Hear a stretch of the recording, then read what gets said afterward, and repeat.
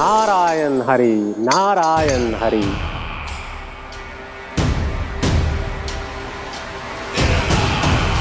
प्रणाम देवर्षि।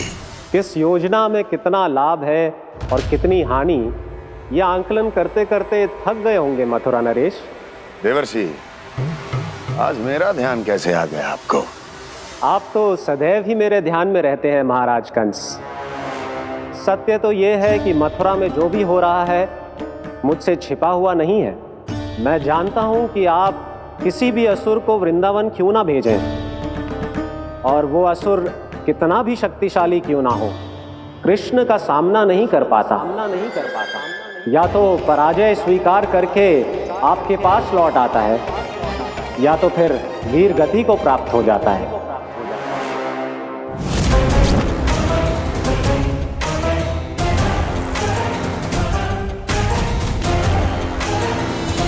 वाह, मुझे मेरी असफलताएं स्मरण कराने आए हैं, मेरे घाव को खुरेदने आए हैं, उन पे नमक छिड़कने आए हैं। मित्र को शत्रु समझने की भूल मत कीजिए महाराज कंस। मैं तो आपकी सहायता करने आया हूं। हाँ, और मेरी सहायता। कृष्ण विष्णु अवतार है, आप विष्णु के भक्त हैं। मैं हूं विष्णु द्रोही, फिर भी तो आपके आराध्य को हानि पहुंचाना चाहता है, उसकी सहायता करना चाहते हैं आप। क्या आप निश्चित रूप से कह सकते हैं कि आप ब्रह्मांड के सभी नियमों को अच्छी तरह समझते हैं? अवश्य। आपके लिए बस इतना ही जानना पर्याप्त होगा कि मैं जो कुछ भी कर रहा हूं उसके लिए मेरे व्यक्तिगत कारण हैं। मैं तो बस आपके हित में पिछली बार की तरह एक सुझाव लेके आया था, पर यदि आप मेरा सुझाव सुनना भी नहीं चाहते तो आपकी इच्छा। नारायण हरि, नारायण हरि। कारण चाहे जो हो, इनके पिछले सुझाव के कारण ही आज मेरे शत्रुओं की संख्या कम है। अन्यथा मैं देवकी के अन्य पुत्रों को भी जीवित छोड़ देता, और आज वो सब अपने भाई के साथ मिलकर उसकी शक्ति को अनेक गुना बढ़ा देते। ठहरिए देवर्षि।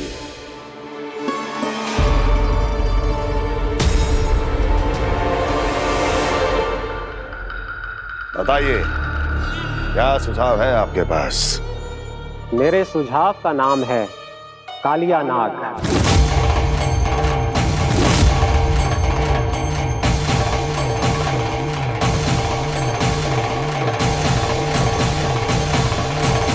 उसके विषय में मैं जानता हूं देवर्षि। तो समस्या ये है कि मैं स्वयं उससे मिलने नहीं जा सकता, उससे भेंट नहीं कर सकता। उस कृष्ण की हत्या के लिए उसको वृंदावन जाने के लिए तैयार नहीं कर सकता। तो मत जाइए उसके सामने, और ना उसे भेजिए कृष्ण के सामने। हर बार आप किसी न किसी असुर को अपने शत्रु के क्षेत्र में भेजते हैं, जहां शत्रु उसका सामना करने के लिए पूरी तरह से तैयार होता है और आपका असुर मारा जाता है। इस बार शत्रु को युद्ध स्थल चुनने का अवसर मत दीजिए महाराज। इस बार योजना का जाल ऐसे बुनिए कि कृष्ण स्वयं उसके पास जाने के लिए विवश हो जाए। कालिया नाग स्वयं काल है, मृत्यु का दूसरा नाम है। उसके विष का उपयोग अपने लाभ के लिए कीजिए महाराज। वैसे कालिया के विष की अधिकता का अनुमान तो होगा ही आपको।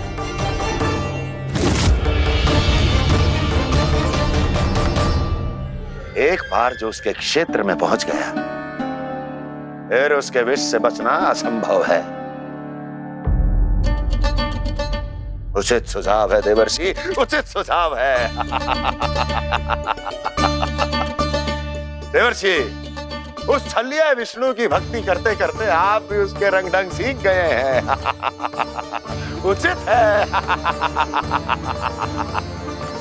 उचित है।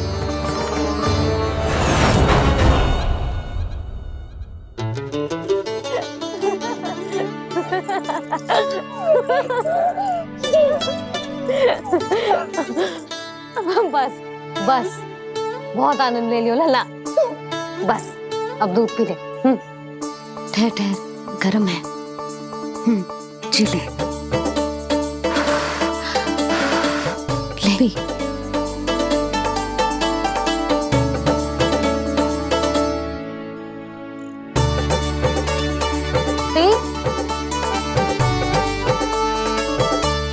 मैं ना होती तो ना जाने क्या होता तेरा। अपने आप दूध भी ना पी सकते है, भावला कहीं का। आपकी इस प्रेम के लिए तो मैं धरती पे आया हूँ मैया। मैं भी यही सोच रहा हूँ यशोदा कि तुम ना होती तो मेरा क्या होता। इसी बात पे थोड़ा दूध और कजू खाने को दे दो। अरे मैं तो भूल ही गई। तनिक ठहर जाओ जी, जे दूध पी लेना तो आपके लिए भी कछु ले आती हूँ।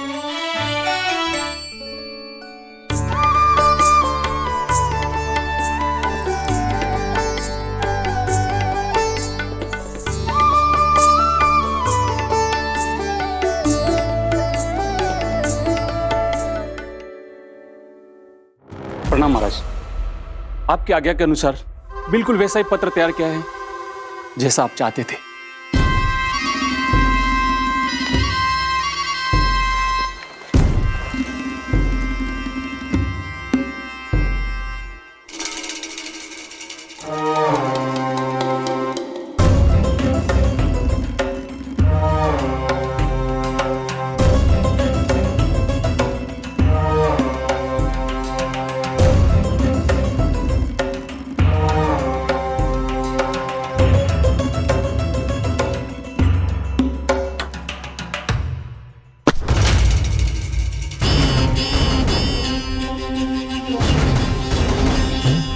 कृष्ण जन्म से लेकर आज तक ये मेरी सबसे महत्वपूर्ण योजना है। इसका सफल होना निश्चित है दूत, किंतु केवल वही करना जैसा मैंने कहा है। जाओ।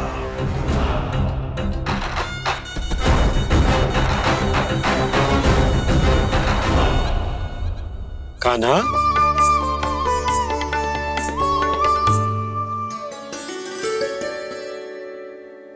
क्या होगा?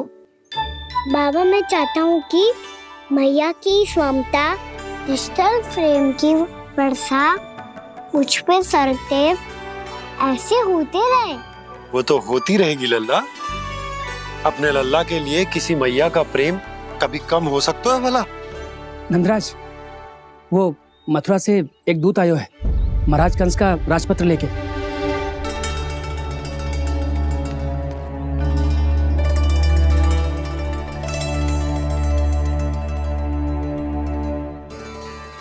कान्हा अब क्या करने वाला है? तेरे बाबा कहाँ गए? हाँ? कंस मामा का खेल आराम हो गया है, पर मैया वो सब सुनेगी तो व्यर्थ चिंतित हो जाएगी।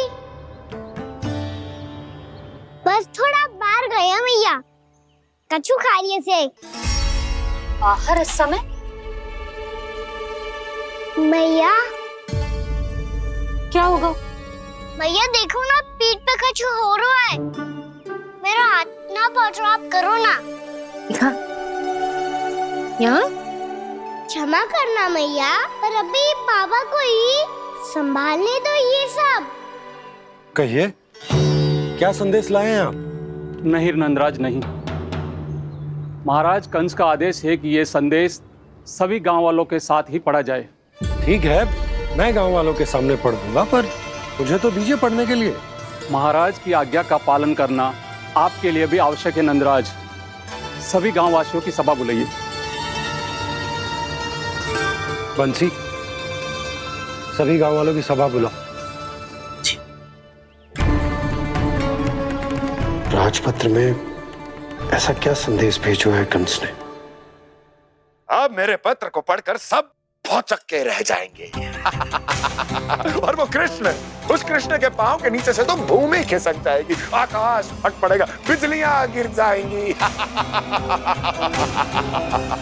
प्राप्ति, ओ प्राप्ति,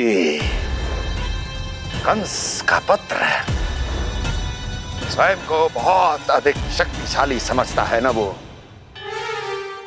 अब देखता हूं कैसे वो इस महासंकट का सामना करता है। वो कृष्ण, वो अपनी मृत्यु स्वयं चुनेगा या मृत्यु की वेदी पर चढ़ा देगा प्रिय वृंदावन वासियों को।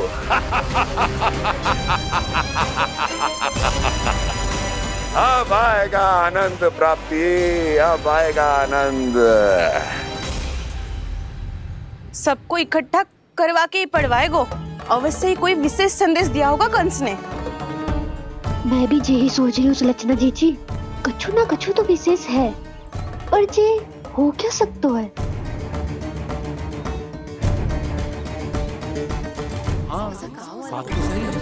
ऐसा का हो सकता है? सभी गांव वासियों के सामने कहा जाए, कछु तो विशेष अवश्य लग रहा है। बाहर तक कोलाहल क्यों हो रहा है? मैया, मैया, अब क्या होगा? मैया देखो ना, सर पे कछु हो रहा है। लल्ला, नारायण ने तुझे हाथ दिए हैं ना? पीठ की बात अन्य थी। अपने सिर की सेवा स्वयं कर। सर पे तो हाथ पहुंच रहा है ना?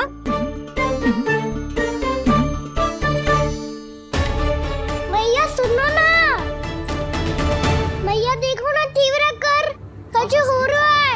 मैया देखो ना, तीव्र कछु हो रहा है।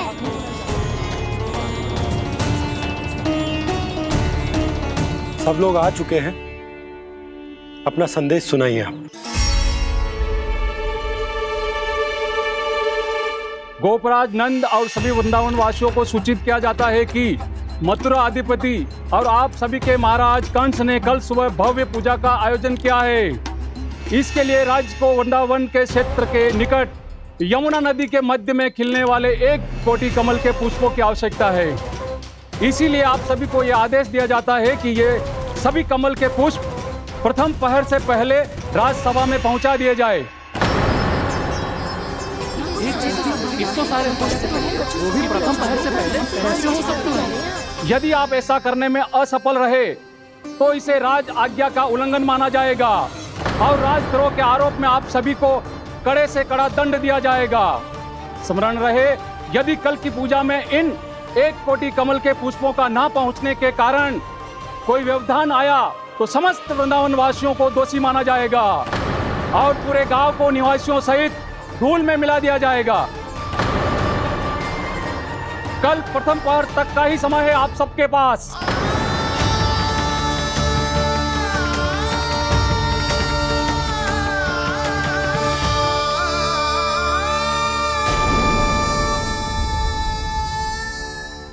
एक कोटि कमल पुष्प, वो भी कल प्रथम प्रहर में?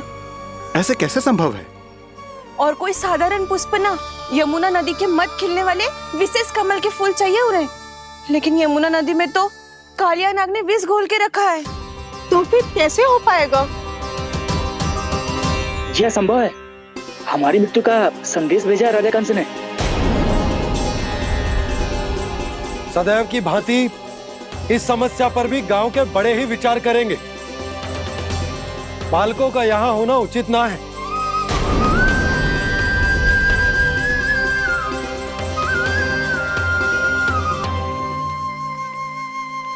लल्ला, ले जगेंद ले, जा अपने सखाओं के साथ खेल। सुबह उज्जवल, मधुमंगल वसंता, देखो मैया ने क्या दिया है। चलो खेले, बहुत आनंद आएगा आज।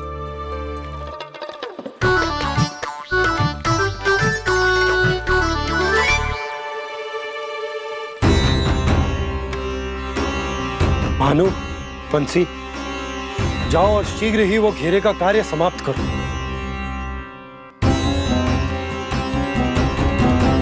पर कछु ना कछु तो करना पड़ेगा ना। पर हम कर ही क्या सकते हैं? पुष्प लाने को और कोई उपाय है भी तो ना। मैं चला जाऊंगा जमुना जी में। वैसे भी मेरे जीवन के कितने दिन शेष बचे हैं। गांव के लिए, समाज के लिए कुछ करके मरूं, तभी तो शांति मिलेगी। ना काका, यदि आप उस विषैले जल में छलांग लगा भी दोगे, किंतु 1 कोटि कमल पुष्प एकत्रित कर पाना आपके लिए संभव ना है। इससे अच्छा है कि मैं चला जाऊं। यदि मैं मर भी गया तो मेरे पीछे रोने वाला कोई ना है। किसी को कहीं जाने की आवश्यकता ना है। गोप नरेश होने के नाते ये मेरा कर्तव्य है कि मैं आप सबकी रक्षा करूं। नंदराज, आपको जाना है तो जाओ, हरिया, काका, भैया सब चले जाओ। लेकिन आपको पता है वहाँ का जल कितना विषैला है। आप लोग एक क्षण भी जीवित नहीं रह पाओगे। फिर कैसे इकट्ठा करेंगे 1 कोटि कमल पुष्प? आप बात तो सही कह रही हैं शांति। उस दुष्ट कंस ने ऐसी मांग रख के हम सबको फंसा दिया। हम में से कोई भी क्यों ना चला जाए और इस संकट का समाधान ना निकले को।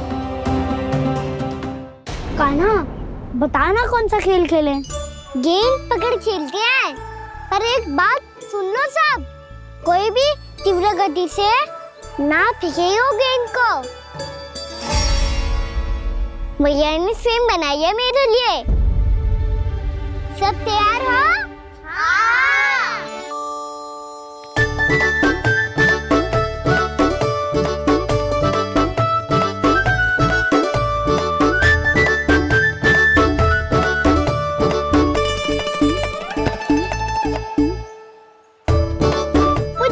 मुझे दो।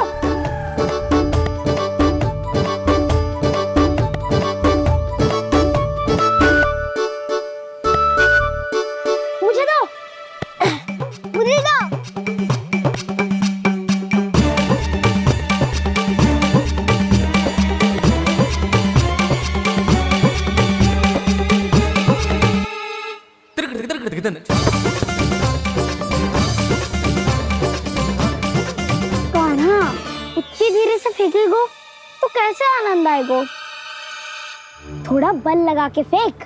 हाँ कान्हा, हम अभी बड़े हो गए हैं, तू अब भी छोटे बालकों की तरह फेंक रहे है।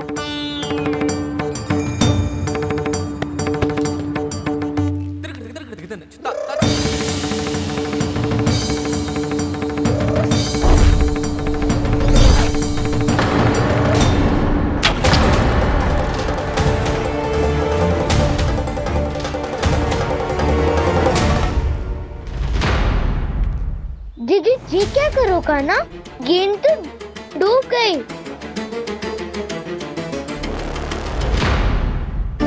अच्छा, तो ये सब इसकी योजना का भाग था ताकि ये कालिया का सामना कर पाए। तुम सबने तो कही थी तीव्र गति से फेंको। देखो फिकवा दी ना मेरी गेम। मुझसे नदी में। अब मुझे जाके लानी पड़ेगी। रुक जा कान्हा, रुक जा कान्हा।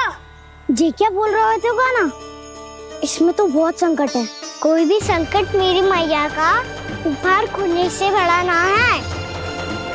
बहुत प्रेम से बना के उन्होंने दी थी। हे नारायण, कोई उपाय समझ में ना आ रहा है। मैया, हम कैसे करेंगे हम अपने गांव की रक्षा? कीड़े पड़ेंगे उस दुष्ट को। यदि उसके कारण किसी के प्राण चले गए तो कौन सा फल मिलेगा उसे इस पूजा का? तुम सही कह रही हो यशोदा। हमारे पास कोई और दूसरा विकल्प भी तो ना है। यदि हमने मथुरा की राज आज्ञा का पालन ना किया तो इसका दुष्परिणाम पूरे गांव को भुगतना पड़ेगा।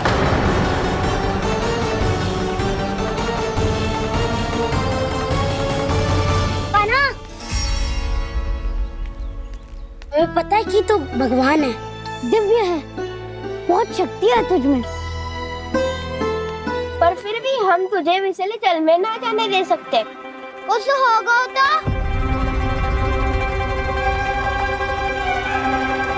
तुम सब इतनी हट कर रहे हो तो ठीक है, ना जाऊंगा। गेंद कहाँ गिरी है, कितनी दूर गई है, ये तो देख लूं ताकि उसे बाहर निकालने का कोई उपाय ढूंढ पाऊं।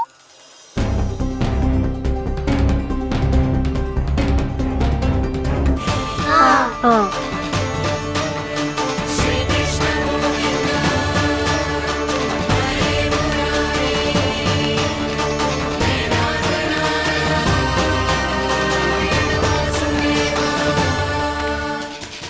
कान्हा की ये लीला तो समझ ही नहीं आ रही।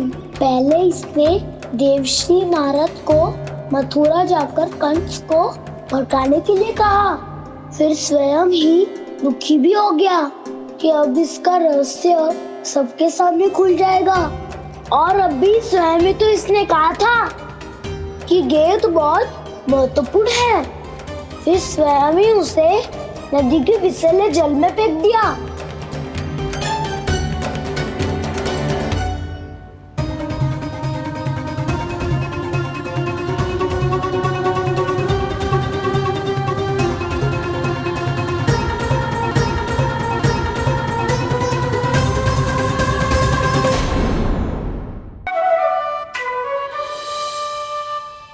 जब से कान्हा का जन्म हुआ है ना, मैं तब से देख रही हूँ, तब से हम पे कोई भी संकट आती है ना, तो अचानक से कोई अपरिचित हमारी सहायता करने आ जाते हैं, और जाते समय कान्हा की आज्ञा लेके जाते हैं, और कभी कभी तो इसे प्रभु बोल के जाते हैं। बाबा संभालो। यशोदा, इस जानकी को चढ़ो है और विचित्र विचार तुम्हारे मन में है। अरे सब जानते हैं कि हमारा परिवार राजसी, तुम्हें पता ना चलते हो वो, पर हमारे कान्हा को सब राजकुमार ही समझते हैं देखकर, इसीलिए उसे सम्मान देने के लिए सब ऐसा ही करते हैं, और कोई बात ना है।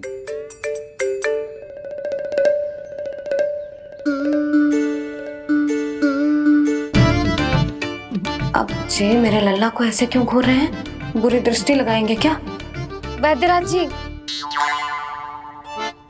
आपके सहायक तो गए, अब आप यहाँ क्यों?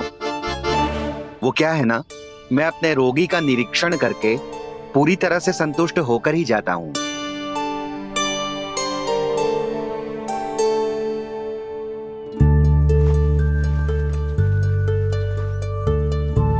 हाँ, संकेत तो अच्छे हैं, कल सुबह तक बिल्कुल ठीक हो जाएगी।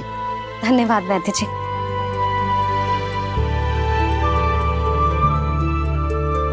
बस तो फिर हम कल पकड़न पकड़ाई खेलेंगे जानकी।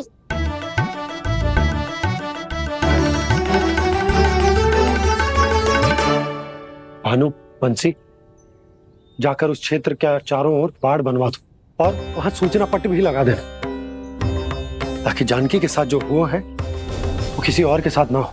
शीघ्र जाओ। जी ठीक है।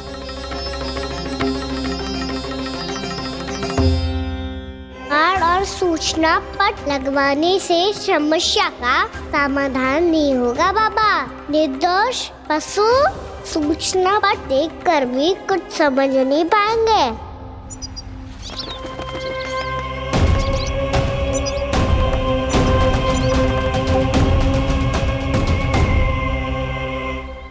तो तुम्हारे कहने का अर्थ यह है कि व्योमासुर मारा जा चुका है, और वो बालक अब भी जीवित है। हाँ महाराज, मैंने गोप बालकों को कहते सुना था कि कृष्ण ने छलिया को मोक्ष दे दिया है, पर वृंदावन सुरक्षित नहीं है महाराज। वो एक बहुत बड़ी समस्या से जूझ रहे हैं। कैसी समस्या? गांव के निकट क्षेत्र में किसी विषैले सर्प का निवास है। उसके विष का प्रभाव इतना भयानक है महाराज, जैसे विष ना हो, स्वयं हलाहल हो। मेरी कोई भी औषधि रोगी का उपचार नहीं कर पा रही थी। निकट के क्षेत्र में कहां है वो सर्प? गोप मानते हैं कि वो सर्प गांव के निकट यमुना नदी के जल में रहता है। मुझे तो लगता है महाराज, ये कालिया नाग की कथा कोई किंवदंती या लोक श्रुति नहीं, एक सच्चाई है, एक विषैली सच्चाई।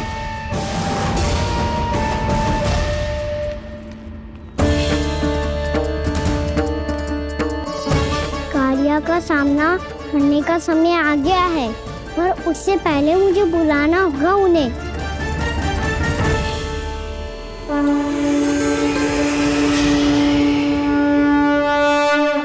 संसार के दारुण भय का नाश करने वाले, सभी कष्टों का हरण करने वाले, विश्व का समस्त ऐश्वर्य प्रदान करने वाले, कमल जैसे लोचन, मुख और चरणों वाले आजानुभुज श्री राम को मैं बार बार नमस्कार करता हूँ। आपदामपहर्तारं दातारं सर्व संपदाम लोकाभिरामं श्रीरामं भूयो भूयो नमाम्यहम्। काकभुसुंडी काकभुसुंडी काकभुसुंडी। प्रभु क्षमा करें, मुझे जाना होगा।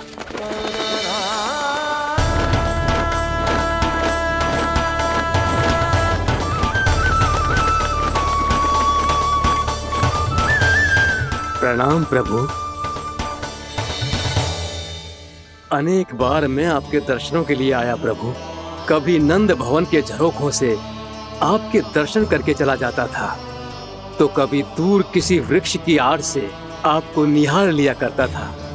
आज आपने स्वयं मुझे बुलाकर धन्य कर दिया प्रभु।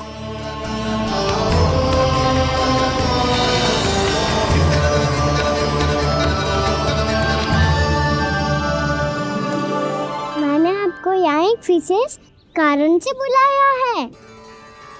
आपके श्राप से इस कालिया नाग को मुक्त करने का समय आ गया है। ये तो बहुत ही उत्तम समाचार है प्रभु। इतने वर्ष बीत गए, मुझे आज भी स्मरण है वो दिन जब मैंने उन्हें श्राप दिया था। अपने क्रोध पर नियंत्रण खोकर बहुत बड़ी भूल कर दी थी मैंने प्रभु।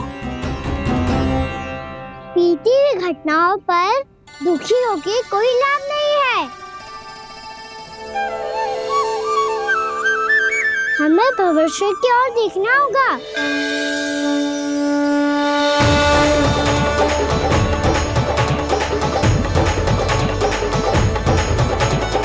आदेश कीजिए प्रभु, क्या आज्ञा है आपकी? जब मैं कालिया नाग का सामना करने जाऊं, तो आप यहीं रहेगा। आपको अपने आप पता चल जाएगा कि कब क्या करना है। और हाँ, लौटते जाते समय नारद मुनि से कहिएगा, वो आकर मुझसे भेंट करे। अवश्य प्रभु, प्रणाम। क्या इसने सच्ची में देवर्षि नारद को बुलाया है? नारायण नारायण। आपको संदेश भेजने की आवश्यकता नहीं थी। आप स्मरण करते और मैं चला आता। तुम्हारा कल्याण हो नारद।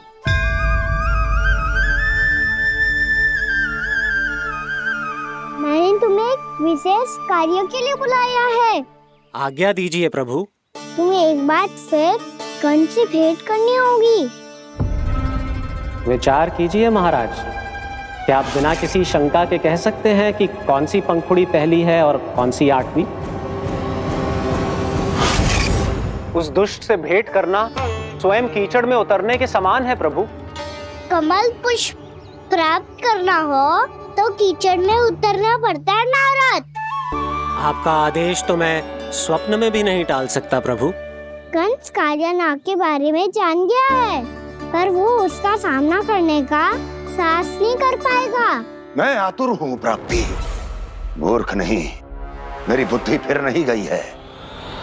मैं स्वयं उस कालिया जैसे महाविषैले सर्प के सामने खड़ा हो जाऊं और अपने ही काल को आमंत्रित कर लूं। तो फिर अपने लाभ के लिए उसका प्रयोग करने का कोई और उपाय सोचिए स्वामी। कुछ ऐसा कीजिए कि यमुना नदी का पूरा जल विषैला हो जाए और वृंदावन वासी उसका उपयोग करे, और आपका काल कहलाने वाला वो बालक स्वयं काल के गाल में चला जाए। उत्तम उत्तम सुझाव है प्राप्ति। अब मुझे उस कालिया तक पहुंचने का मार्ग ढूंढना होगा। उसको विवश करने का कोई उपाय ढूंढना होगा, क्योंकि व्यक्तिगत रूप से उससे भेंट करना असंभव है। असंभव। आप सही कह रहे हैं प्रभु। कंस में उतना सामर्थ्य नहीं कि वो कालिया नाग का सामना स्वयं कर सके। वैसे तो कालिया गरुड़ देव का भी सम्मान नहीं करता, तो फिर वो कंस का सम्मान क्यों करेगा भला? नहीं करेगा, पर कंस तुम्हारा सम्मान अवश्य करेगा नारद। हमारी बातें भी सुनेगा और मानेगा भी। ये मेरी योजना का बहुत ही महत्वपूर्ण भाग है। तुम कंस के पास जाओ और कहो कि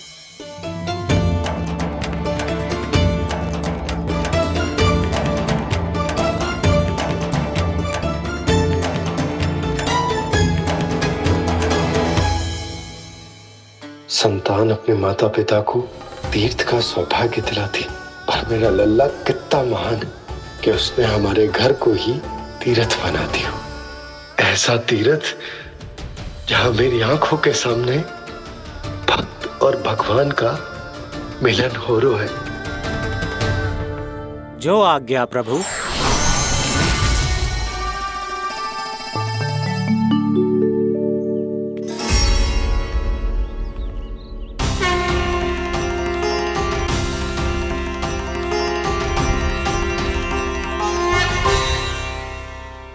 बाबा, कान्हा, ये सब क्या चल रहा है? पहले काक भुसुंडी जी और फिर जे नारद जी। क्या योजना बना रहे हो तुम? कान्हा, बताना लल्ला, क्या सोच रहे तू? कान्हा देख, अगर तुझे अपने बाबा को ना बताना हो ना, अपने भक्त को बता दे। क्या सोच रहे हो लल्ला? क्या करने वाले हो आप?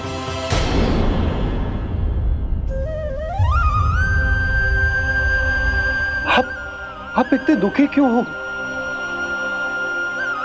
कान्हा, कान्हा, क्या होगा? क्योंकि मुझे आभास हो गया है बाबा, समय आने वाला है। कौन सा समय आने वाला है लल्ला? शीघ्र ही सब कुछ बदलने वाला है। भैया को मेरा सत्य पता चल जाएगा बाबा।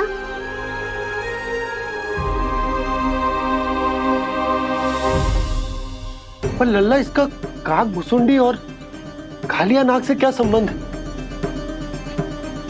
ऐसा क्या हुआ था और क्या होने वाला है?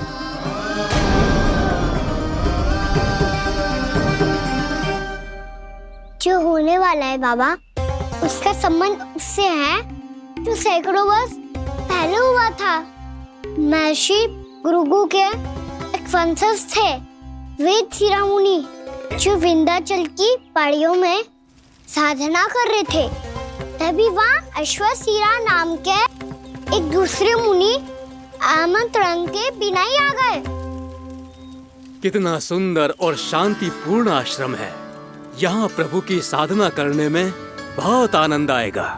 शीघ्र ही अश्वशिरा मुनि उपस्थिति के कारण होने वाले व्यवधान से बाध्य होकर वेद शिरा मुनि ने अपनी आंखें खोली। कौन हो तुम और यहाँ क्या कर रहे हो? आपके आश्रम में बहुत शांति है मुनिवर। साधना करने के लिए बहुत ही उत्तम स्थान है ये। मैं चाहता हूँ कि मैं भी यहाँ। आप यहाँ साधना करना चाहते हैं, लेकिन इतना भी नहीं जानते कि किसी के आश्रम में प्रवेश करने से पहले उसकी आज्ञा लेनी चाहिए। आप ये भी नहीं जानते कि यदि कोई यज्ञ कर रहा हो तो बिना अनुमति के वहाँ प्रवेश करने से उसकी यज्ञ साधना भंग हो सकती है। आप क्या साधना करेंगे मुनि? आप तो साधना के योग्य ही नहीं हैं। इतना अपमान! एक मुनि के मुख से इतने कड़वे शब्द शोभा नहीं देते। मैं तुम्हें श्राप देता हूँ, जितनी विषैली तुम्हारी जिह्वा है उतने ही विषैले सर्प बन जाओ तुम।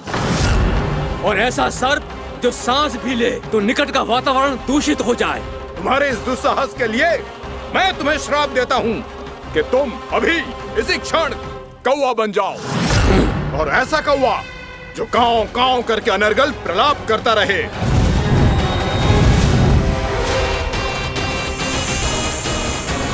ये मैंने क्या किया? ये मैंने क्या किया? क्रोध के कारण दोनों ने एक दूसरे को श्राप दे दिया। पर दोनों ही मेरे भक्त थे, और भगवान होकर मैं अपने भक्तों को इतनी कठिनाई में कैसे देख सकता था? इसीलिए जिस संकट में उन दोनों ने अपने आप को फंसा लिया था, उसका समाधान करने में मैं उनके पास गया।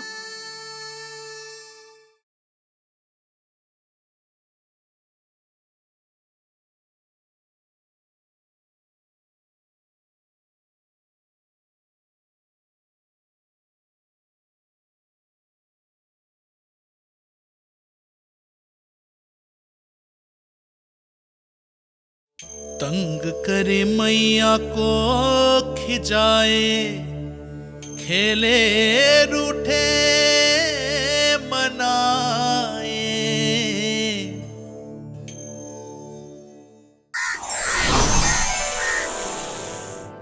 देखिए ना प्रभु, ये क्या हो गया हमसे। हमारी रक्षा कीजिए प्रभु, मार्ग दिखाइए हमें। क्रोध पर नियंत्रण ना होने के कारण आप दोनों ने एक दूसरे को बहुत ही भीषण संकट में डाल दिया है। आप दोनों ही तपस्वी, तप के बल से दिए गए आपके श्राप को लौटाना भी संभव नहीं है। प्रभु कोई तो उपाय होगा, हम आपके शरण में हैं प्रभु। अपराध तो हमसे हुआ है प्रभु, पर अब आपसे ही आशा है। कुछ ऐसा कीजिए भक्त वत्सल, जिससे हम दोनों के श्राप का प्रभाव कुछ कम हो जाए। आप दोनों ही मेरे भक्त हैं, इसलिए आपकी पीड़ा का निवारण करने का एक उपाय है मेरे पास। वेद शिरामुनि, जब आप कालिया नाग बनेंगे तो आपको मेरे चरणों को अपने शीश पर धारण करने का सौभाग्य मिलेगा। और अश्र शिरामुनि, आप काग योनि होने के बाद भी आप श्रेष्ठतम ज्ञान और सर्वाधिक यौगिक सिद्धियों के स्वामी होंगे और प्रवचन दिया करेंगे। इसके बाद अश्वशिरा मुनि काक भुसुंडी बन गए, जिन्होंने आगे चलकर सेम गरुड़ देव को रामायण सुनाई। और मुनि वेदशिरा महर्षि कश्यप और देवी कत्रियों के पुत्र कालिया नाग बनकर जल में। और अब वही कालिया नाग जमराज में, जिनके कारण जानकी के प्राण लगभग चले ही गए थे। अब कालिया नाग को उचित स्थान पर भेजने का समय आ गया है बाबा। पर ये तो अच्छी बात है कान, वेदशिरा मुनि को दिया हुआ तुम्हारा वचन भी पूरा हो जाएगा, जमुना जी की शुद्धि भी हो जाएगी। इस सब के बाद भी तुम दुखी क्यों हो? क्योंकि इसके बाद मैया के सामने मेरा रहस्य खुल जाएगा बाबा। उन्हें पता चल जाएगा कि उनका बालक कोई साधारण बालक ना है। भविष्य में जो होने वाला है उसे सबके सामने घटने से रोकना मेरे लिए भी संभव ना होगा। मैया को सब पता चल जाएगा। क्या पता चल जाएगा रे मुझे?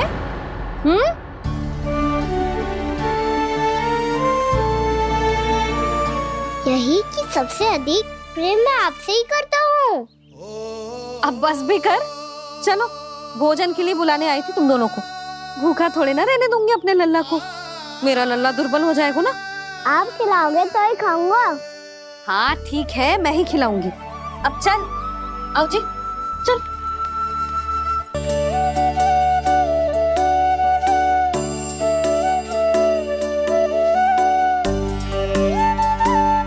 मैया खेलो ना मेरे साथ। मैया सुनो ना, मेरी बात ना मानोगी? अभी बहुत कार्य पड़े लल्ला, देख जानकी को औषधि भी देने जानो है ना।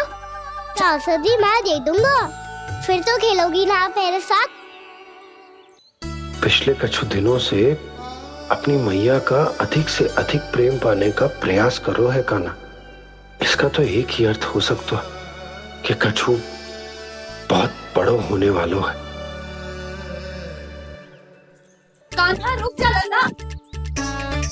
कान्हा क्यों तंग कर रहा है? मैया को पहन लेना। कान्हा, कान्हा, ये क्या करो तूने?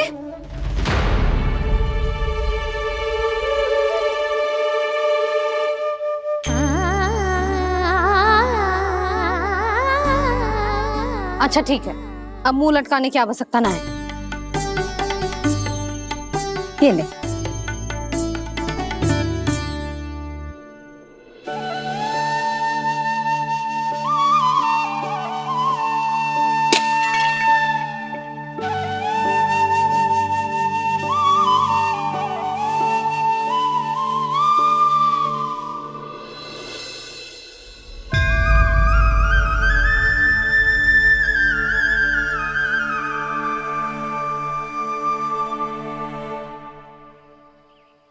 तंग करे मैया को खिजाए, खेले रूठे मनाए,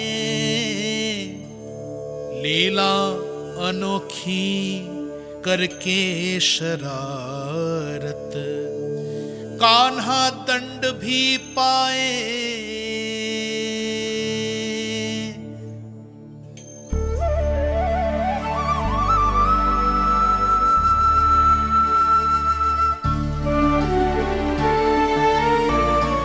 रूठना मनाना, खेलना खिलाना, पहले शरारत करके क्रोध दिलाना और फिर क्षमा मांग लेना, ये सब जानबूझकर कर रो है कन, जैसे जीवन भर के लिए अपनी मैया की ममता को अपने हृदय में समेट कर रखना चाहते हो। कैसे कैसे करूं उस कालिया से मित्रता, कैसे करूं उसका उपयोग?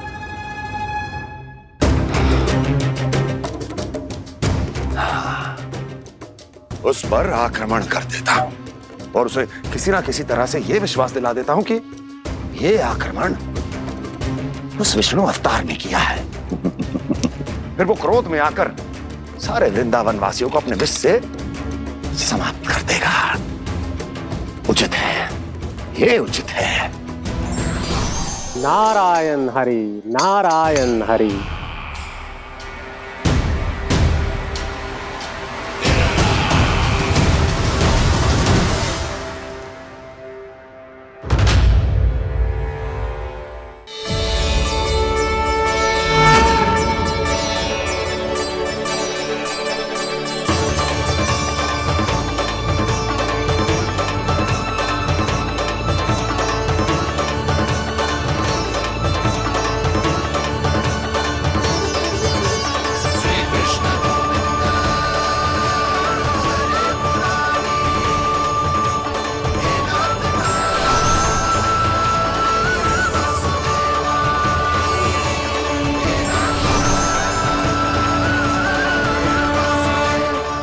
वरण आया हुआ मसूर।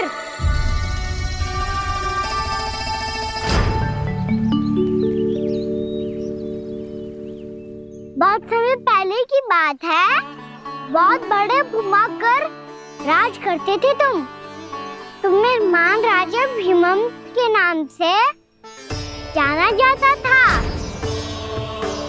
सब कुछ था तुम्हारे पास, पर शांति नहीं थी।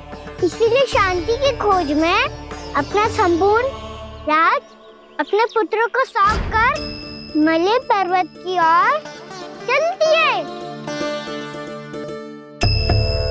अनेक वर्षों की तपस्या के बाद तुम्हारे तप की कीर्ति चारों ओर फैलने लगी और फिर सच्चे तपस्वी के रूप में तुम्हारी ख्याति से प्रभावित होकर महर्षि उलट तुमसे भेंट करने आए।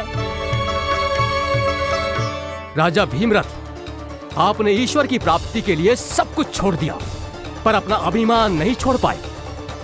इसीलिए मेरे आगमन पर सम्मान के साथ खड़ा होना तो दूर, मेरा अभिवादन भी नहीं किया। अभिमान तपस्वी का गुण नहीं होता है राजन, अभिमान राक्षसी गुण है। इसलिए मैं आपको श्राप देता हूं कि आप अगले जन्म में एक राक्षस के रूप में जन्म लेंगे, एक राक्षस के रूप में जन्म लेंगे।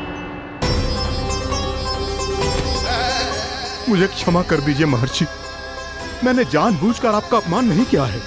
मैं तो यहाँ पर शांति की खोज में आया था।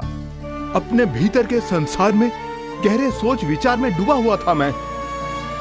मुझे क्षमा कर दीजिए महर्षि, मुझे क्षमा कर दीजिए। अपनी भूल का आभास प्रायश्चित की ओर पहला पग होता है। मैं अपना श्राप तो वापस नहीं ले सकता, परंतु आपको एक वचन अवश्य दे सकता हूं। जब भी प्रभु नारायण का अवतार होगा, आपको उचित समय पे वो वरदान देंगे जिसकी आप लंबे समय से प्रतीक्षा कर रहे हैं।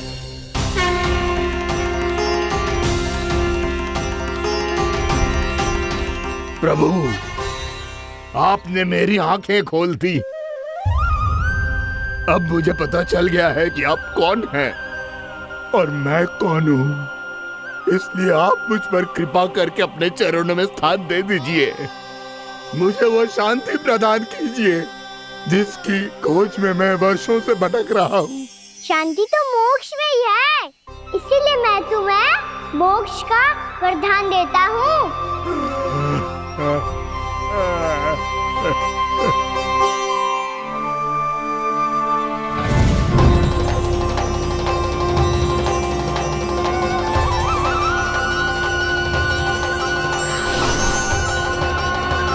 प्रभु की ये लीला सदैव स्मरण रखी जाएगी।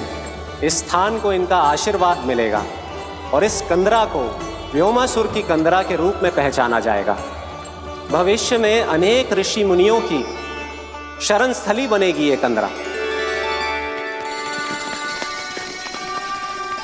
दीदी, ये कोई साधारण बालक ना है। ऐसा चमत्कार कोई साधारण बालक थोड़ी ना कर सकते है। तुम सत्य कह रहे थे बलराम, गाना सच्ची में भगवान ही है, तभी तो सब देवता इसे बसाने और इसकी ओर से युद्ध करने आते हैं। तुम सब ऐसे आंखें फाड़ के क्यों देख रहे हो मुझे?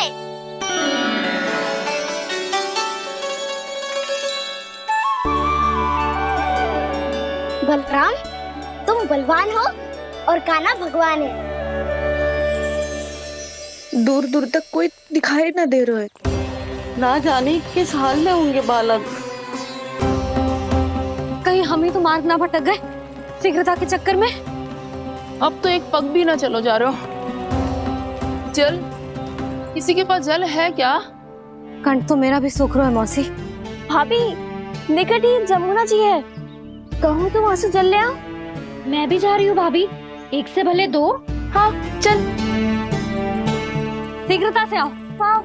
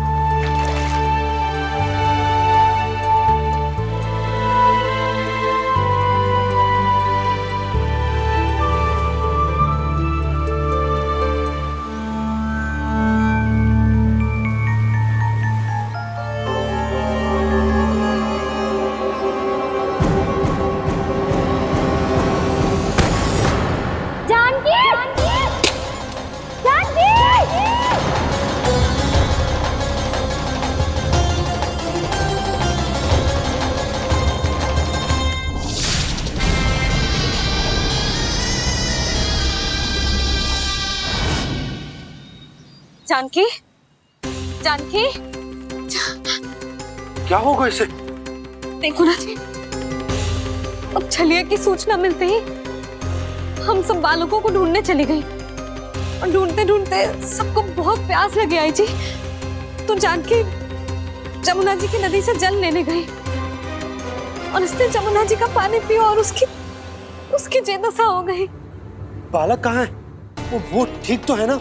ऊपर से सब ठीक है, पर भीतर से बहुत भयभीत है सब। जानकी तो बिल्कुल नीली पड़ गई है, लग तो है विष फैल गया है इसको पूरे तन में। मथुरा के सर्वश्रेष्ठ विदेह जी को बुलाए गए हैं उसके उपचार के लिए। जैसे ही इसने जल को मुंह से लगाया, ये गिर पड़ी। चटपटाने का अवसर भी ना मिलो। हाँ वैद्य जी, और निकटी मृत पशु भी पड़े हुए थे। हाँ, मैंने भी अस्थियां देखी थी। इसका तो यही अर्थ हो सकता है कि समस्या वहाँ के जल में ही हो। वैद्य जी, आप रोगी की नाड़ी पे ध्यान दो ना।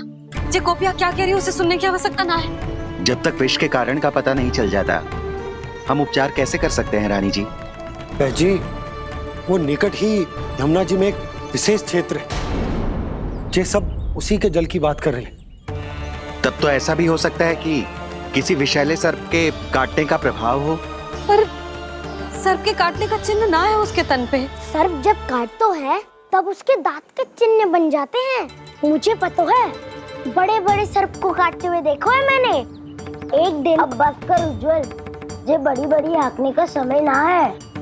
पर यदि सपने ना काटो है, फिर जानकी की ये दशा किसने की? अवश्य किसी राक्षस ने की होगी। नाना, कोई विषैला पशु भी तो हो सकता है, या अवश्य किसी महाविषैले सर्प के विष से हुआ है।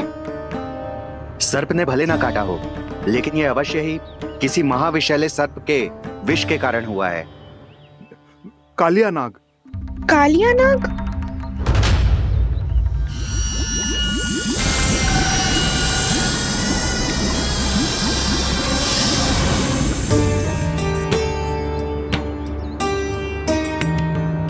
संकेतों से तो ऐसा लगता है कि जानकी ने कालिया नाग के क्षेत्र के विशाल जल पी लियो है। कालिया नाग एक लोक श्रुति है, कल्पना में गढ़ी हुई एक कथा, और कछु न है। हमें जाके पता लगाना पड़ेगा। पर हमें वहां जाने से मना किया है ना बड़ों ने। उज्जवल सही कह रहे हो है, इस समय जानकी के स्वार्थ से अधिक महत्वपूर्ण और कछु ना है। जानकी हमारे लिए ही जलाने गई थी जी, ना मैं उसे जाने देती ना जैसा वो तो। वैद्य जी आप शीघ्र कछु करो, कैसे भी कछु भी करो, पर इसके प्राण बचा लो। यशोदा, धैर्य रखो, श्री नारायण पर विश्वास रखो, वो सब ठीक कर देंगे।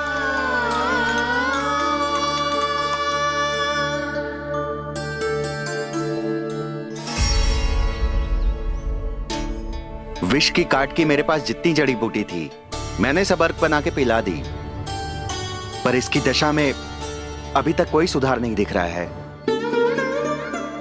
यह अंतिम जड़ी बूटी है, अगर इससे भी चमत्कार नहीं हुआ तो फिर जो नारायण की इच्छा।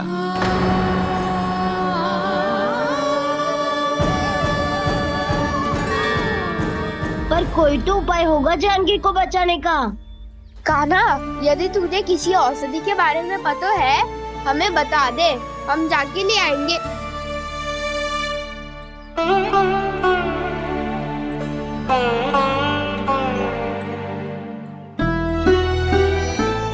हे नारायण, हे प्रभु, मेरी जानकी के प्राण बचा ले प्रभु, या तो मैं अपने आप को कभी क्षमा न कर पाऊंगी।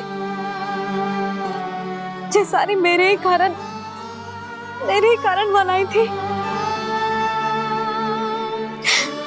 उसकी रक्षा करो प्रभु, मेरी पुकार सुनो।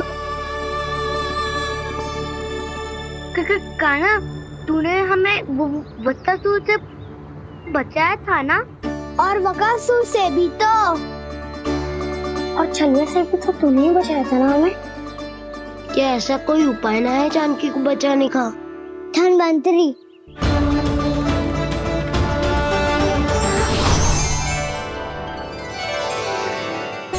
मैं आ गया हूं प्रभु, चिंता मत कीजिए,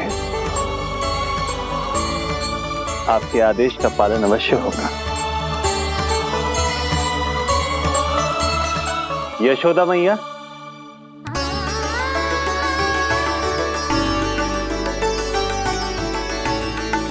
मैया आपको कोई पुकार रहा है।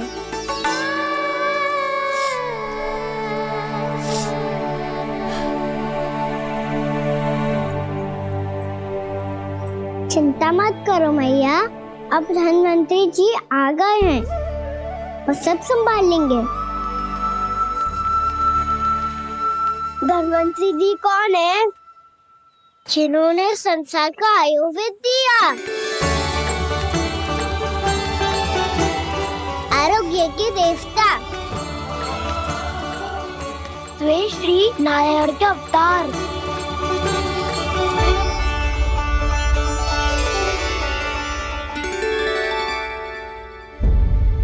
मुझे पता चला है कि आपको वेद की आवश्यकता है। हाँ हाँ, भीतर आइए।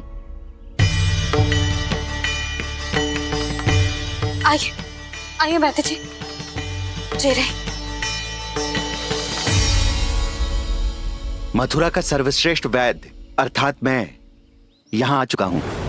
और रोगी को जितनी औषधि की आवश्यकता थी सब दे चुका हूं। निश्चित रूप से आपने विष की काट के लिए बहुत ही उत्तम अर्क तैयार किया है। इसीलिए किसी और वैद्य की आवश्यकता नहीं है। किंतु आप अकेले कितना कुछ करेंगे वैद्यराज? मुझे अपना सहायक ही बना लीजिए। पर जो करना था मैं पहले ही कर चुका हूं। हाँ, वो तो आप कर चुके हैं। बस रोगी के तन से विष निकालना शेष है ना वैद्यराज? हाँ हाँ, बस वही शेष है। इनके रक्त को विष रहित करने में मैं आपकी सहायता करूंगा। पहले ये संजीवनी मानी जाने वाली इन लाल फूलों की बूटी को भी घिसना है ना?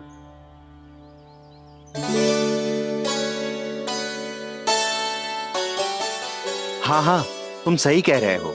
इसे अच्छे से घिसो।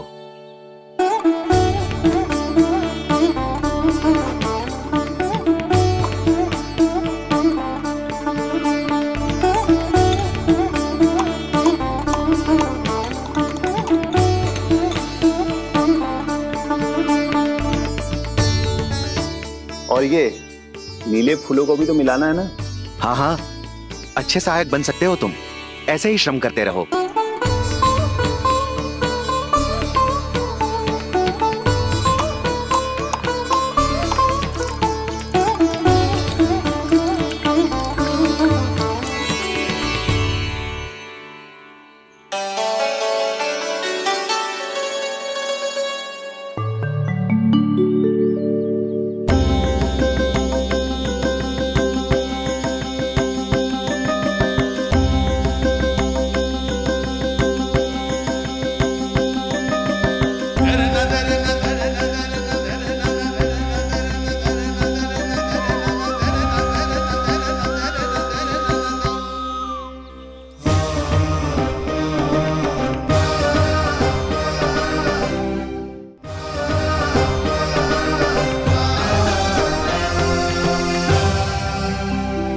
जानकी स्वस्थ तो हो जाएगी ना धन्वंतरी जी?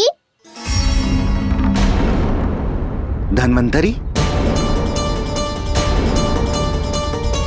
प्रभु, अब मैं क्या करूं? आपने तो स्वयं ही मेरी पहचान उजागर कर दी। जी क्या करो कान्हा? आप सब ऐसे क्यों देख रहे हो? भैया कहती है ना, सभी वैद्य धन्वंतरी जी का ही रूप होते हैं।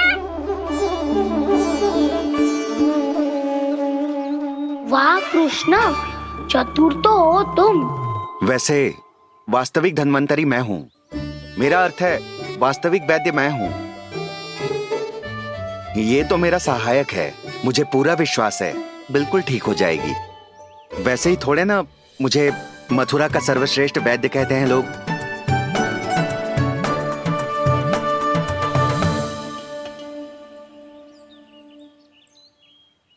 जसोदा भाभी, जसोदा जी, जानकी को चेतना आ गई। जानकी, जानकी, जानकी, तू ठीक है ना? क्षमा करना भाभी, मैं आपके लिए जल ना ला पाई। बस बहुत भूख लगी है। मैं अभी कछु लाती हूँ। जानकी माखन खाओगी?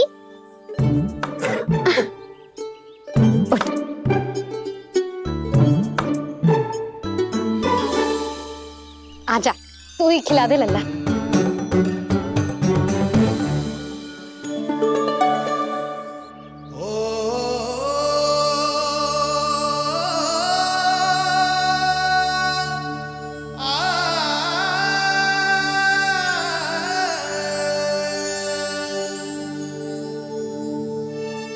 तुम सब मेरे लल्ला को माखन चोर कहती हो ना?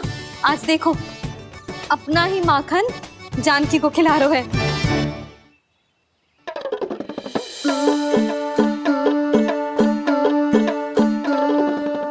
थोड़ा और विश्राम कर लो। सदैव तुम हम सबकी सेवा करती हो, आज मैं तुम्हारी सेवा करूंगा। जानकी की जिद दशा तब हुई जब जय यशोदा काकी की सेवा कर रही थी, और अब देखो स्वयं भगवान ही इसकी सेवा कर रहे हैं। जानते हो इससे क्या सिद्ध होता है? जो भी यशोदा मैया की पूजा करेगा अर्थात अपने माता पिता की सेवा करेगा, उनके साथ सम्मान से व्यवहार करेगा, ईश्वर स्वयं उसका ध्यान रखेंगे, कभी धन्वंतरी के रूप में तो कभी स्वयं कान्हा के रूप में। भक्त और भगवान का देखो कैसा ये अनुराग, स्वयं करे सेवा प्रभु, अद्भुत गोपी का भाग्य। प्रभु इन सब पृथ्वीवासियों से कितना घुल मिल गए हैं। ना तो ये प्रभु को भगवान मानते हैं और ना ही प्रभु अपने आप को इनसे सर्वश्रेष्ठ समझते हैं। अपने आचरण से ये सिद्ध कर रहे हैं कि ये सभी में हैं और सभी इनका ही अंश है।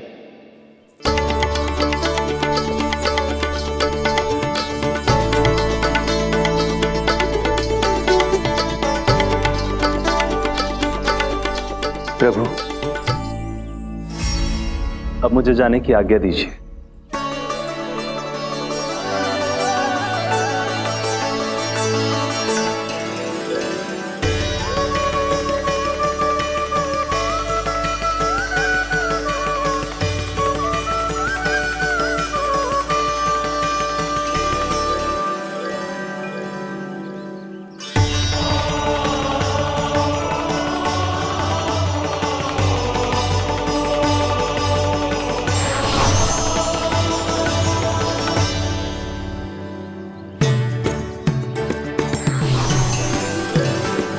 कान्हा ने तो सच्ची में धन्वंतरी जी को बुला लिया था।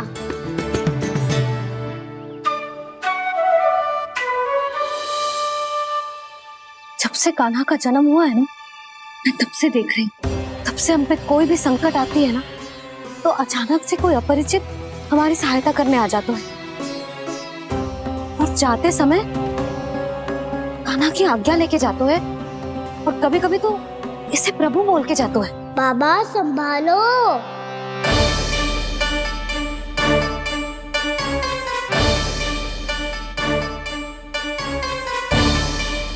जिसके सामने माया जाल बुनने का प्रयास कर रहे हो, ये माया के स्वामी है, ये मायाधर विष्णु है ये। अच्छा, तो होते रहे। मैं तो इनकी हत्या करने आया हूँ और हत्या करके ही जाऊंगा। जाओ आप सखाओं को बचाओ, मैं इनका सामना कर लूंगा। पर कान्हा, अभी आप ही ने तो कहा था माया का स्वामी हूँ मैं।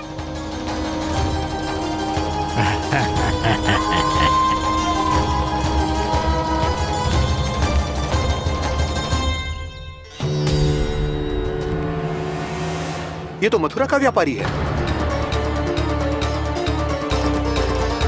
इसको अर्थ वो जो था वो सच में छलिया हो तो कहीं वो नंदभवन तो ना पहुंच गो। हमें शीघ्र ही गांव जाना पड़ेगा और सबको सावधान करना पड़ेगा। चल।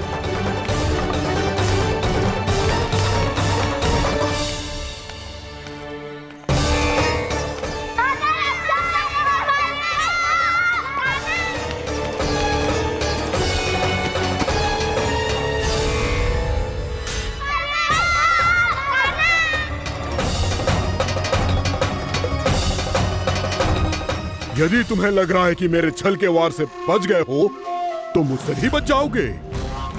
ये तुम्हारी सबसे बड़ी भूल है कृष्ण। मेरे पास बहुत सारे मायावी अस्त्र हैं जो क्षण भर में ही तुम्हें विष्णु लोक पहुंचा देंगे। तो फिर प्रतीक्षा क्यों कर रहे हो?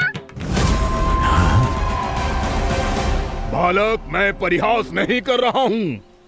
मुझे पता है, तभी तो कह रहा हूँ शीघ्र दिखाओ ना। मुझे तुम्हारे सारे मायावी अस्त्र देखने हैं। कैसे बालक हो तुम? मैं यहाँ खेल दिखाने नहीं आया हूँ। उस समय व्रत क्यों कर रहे हो ब्रह्मासुर?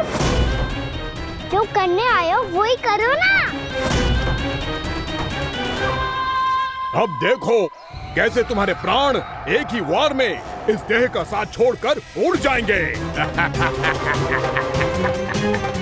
मेरी मायावी अग्नि तुम्हारे भोले भाले से इस मुख को जलाकर भस्म कर देगी।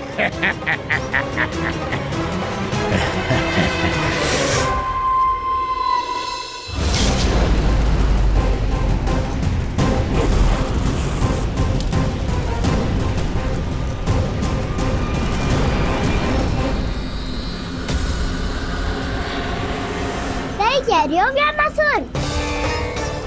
बोला बाला तो दिखता हूँ मैं। मैया भी यही कहती है।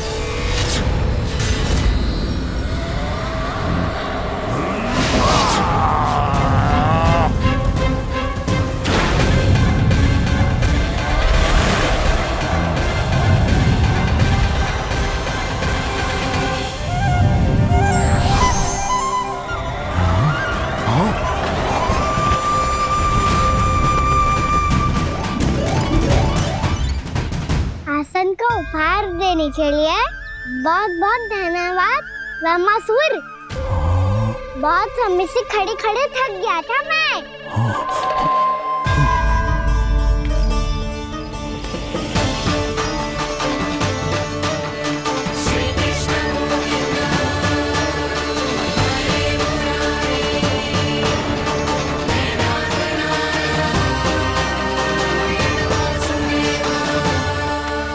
अगला अस्त्र दिखाओ ना। तुम्हारी यही जिज्ञासा आज तुम्हारा अंत करने में सहायक बनेगी मूर्ख बालक।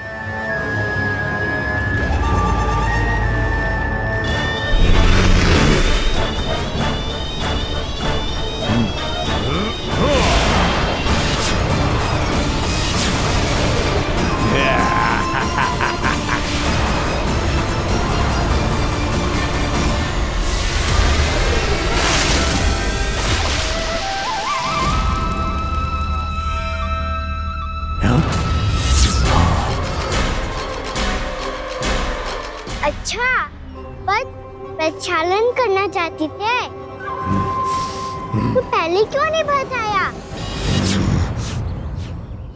मुस्कुराना बंद करो। तुम्हारी ये हंसी मुझे कांटों की तरह चुभ रही है। पर मैया तो कहती है कि मेरी मुस्कुराहट फूलों की तरह है।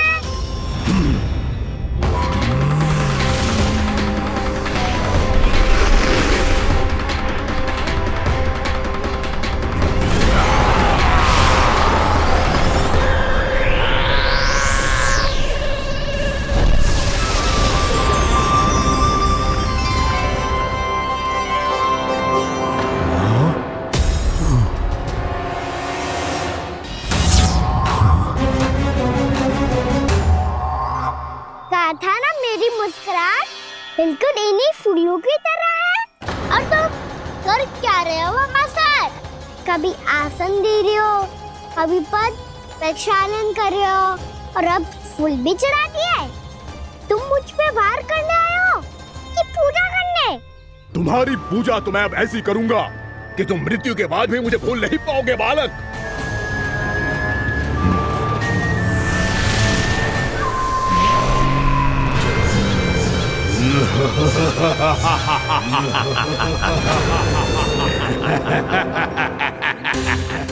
कान्हा, ये चट्टान तो मुझसे हिल ही ना रही।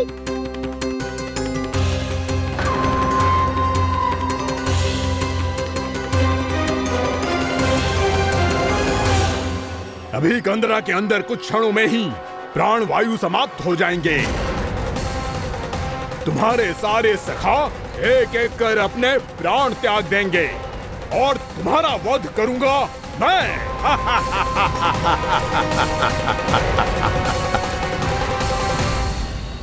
अरे सब जन बच के रहना।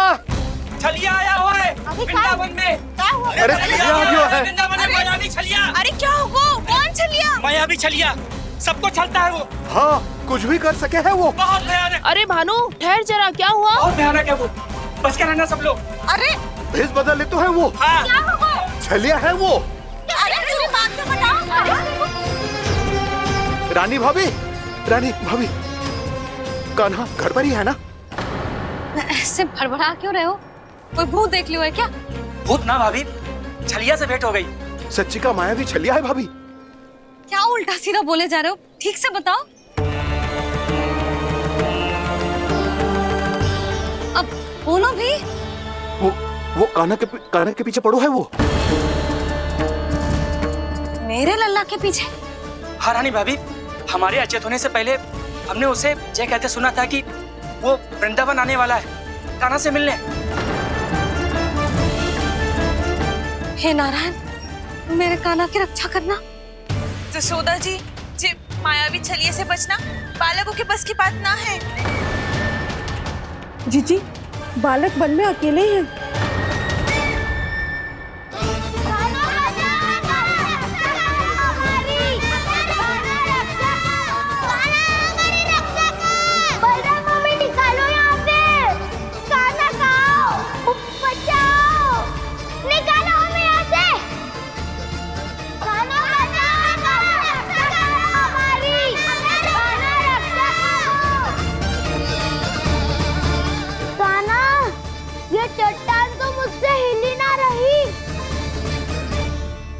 यदि मैं माया का स्वामी हूँ तो आप भी बल के स्वामी हो। ताऊ, अपनी क्षमता, अपना सामर्थ्य स्मरण करो।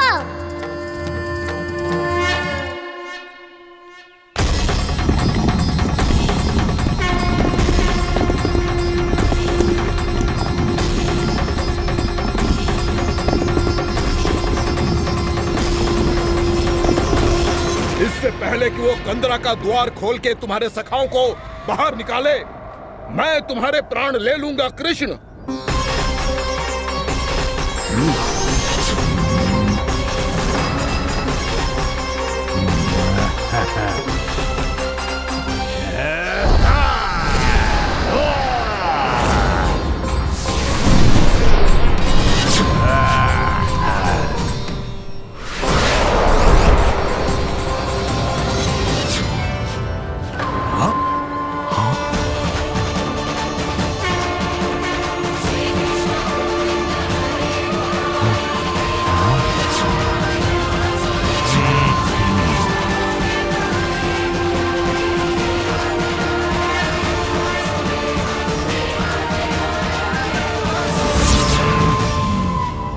कितनी पूजा करोगे ब्रह्मासुर?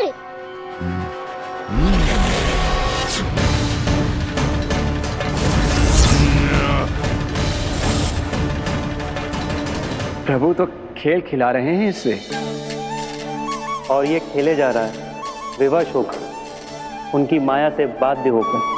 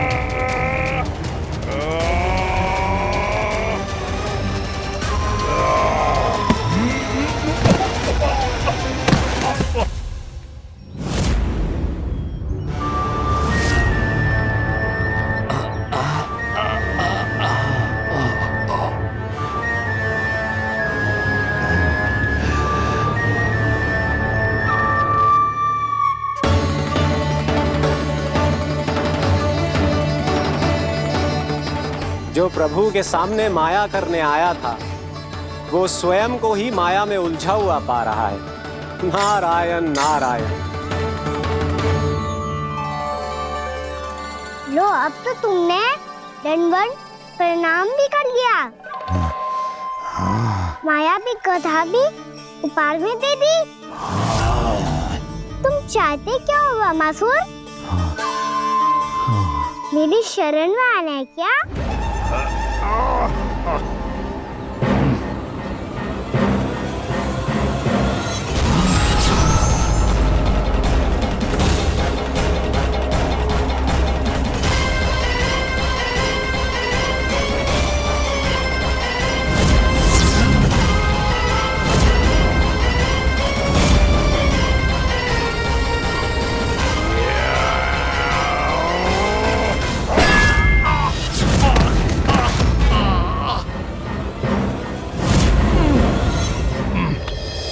सोच विचार का समय ना है हमारे पास। अपने बालकों की रक्षा के लिए इसी क्षण में निकलना होगा।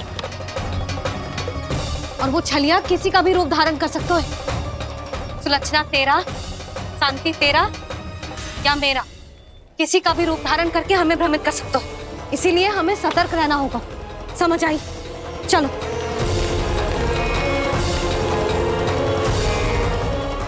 अभी भी समय है रामासुर, समझ जाओ। यदि मैया आ गई तो बात गड़बड़ हो जाएगी।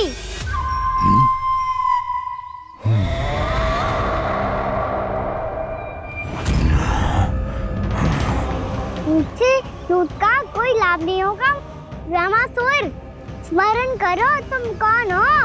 मायासुर का पुत्र हूँ मैं, अपने स्वामी महाराज कंस का सेवक हूँ, और तुम्हारा हूँ मैं काल।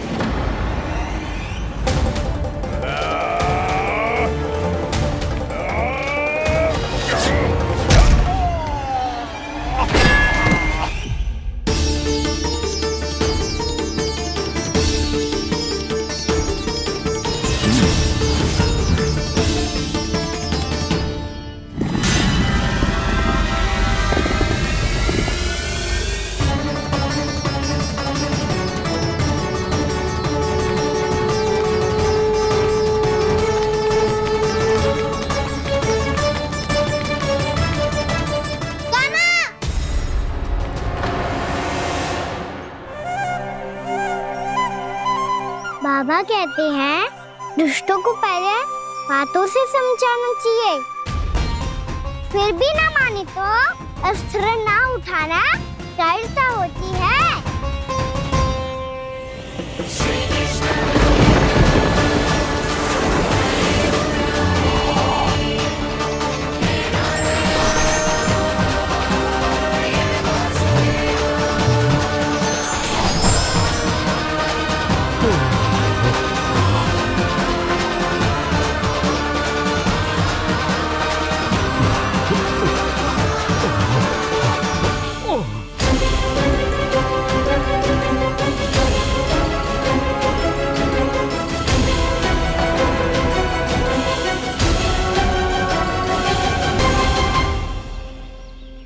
पता था मुझे, अपने बाबा के स्वरूप को हानि नहीं पहुंचाओगे। सही कही तुमने। पिता की छवि ही पिता के समान भी आनंदीय होती है। रामासुर, रामासुर। ये मैं अपने वास्तविक रूप में कैसे आ गया?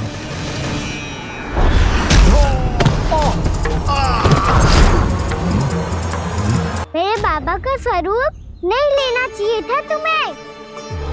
मैया ने सिखाया है भूल को क्षमा किया जा सकता है, पर जानबूझ के किए गए अपराध के लिए दंड ही एकमात्र विकल्प होता है। ये बार बार अपनी मैया का नाम ले रहा है। यदि मैं वो स्वरूप लूं तो अपनी मैया पर वार नहीं कर पाएगा ये।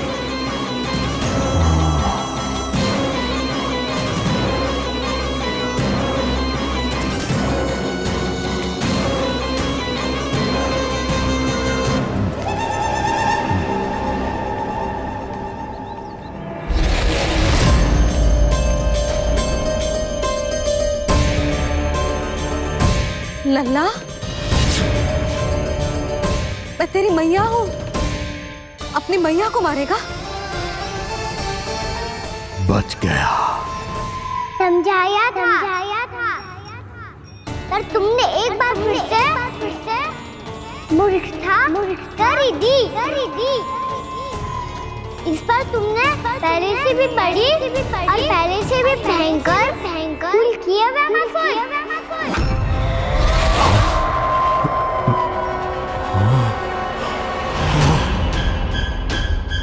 ये क्या हो रहा है मुझे? बार बार मेरा रूप क्यों बदल रहा है? ममता को समझे बिना अधिक समय तक मैया का स्वरूप हरण करके नहीं रख पाओगे रामासुर।